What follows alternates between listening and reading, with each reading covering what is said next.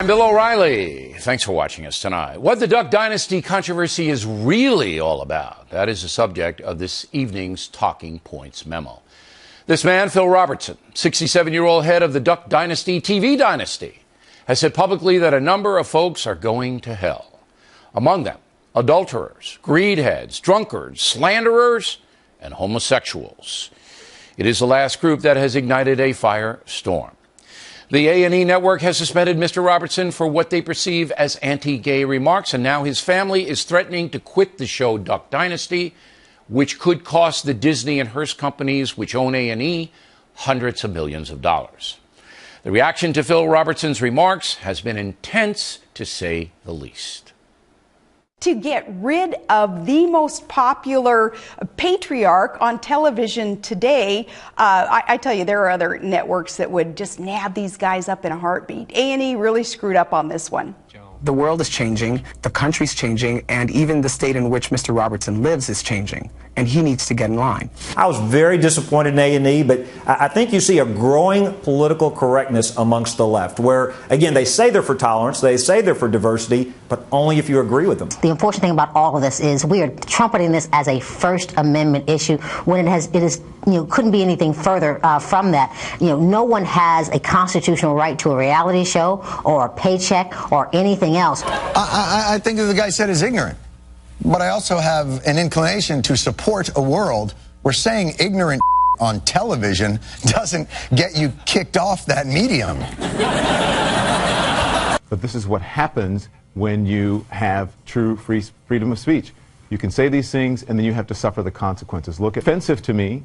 I do believe in the right to free speech, but I think the marketplace should decide what should happen to this franchise. I would have said something on the order of, his views are vile, according to many people. We don't agree, we don't endorse his views, but he has the right to have his point of view, and, it is his legitimacy and his frankness that makes him so appealing to people. It's just ridiculous. I mean, for me, this is someone who's clearly bigoted, someone who clearly doesn't have a sense of history, and someone who represents, quite honestly, a mindset that isn't exclusive to him. There are many people in America who believe this, but corporations have a right to say, we don't want to stand next to this type of person. Talking Points believes Mr. Robertson has a constitutional right to define his religious beliefs, but is misguided by targeting specific groups of people for damnation. If you adhere to the Christian philosophy, you know that Jesus was quite clear. All judgments about the consequences of sin are to be made by God and God alone.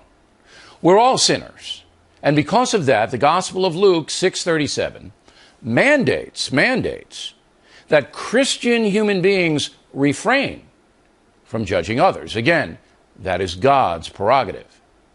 Now, you either buy into Christianity or you don't. So Mr. Robertson's vision is flawed, according to Luke. As I said last night, this controversy is helping anti-Christian forces in the USA. The secular progressive movement seizes upon stuff like this to portray Christians as cruel fanatics, people only interested in imposing their point of view on the nation. I don't know Mr. Robertson, but I believe he is acting according to his conscience.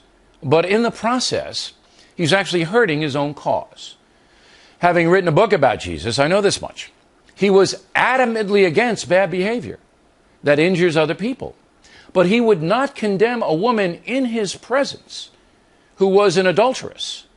And time after time, the Nazarene persuaded folks that his way of living was worthy because it was so compassionate. Homosexual Americans should not be demonized, just like devout Christians should not be demonized. And people of strong beliefs should understand the big picture. Portraying gay Americans as sinners gives license to harm them. It's insulting and demeaning. Jesus would persuade, not condemn. There has been no one more involved in protecting Judeo-Christian tradition in America than me. I fully understand how the far-left secular progressives want to change this country.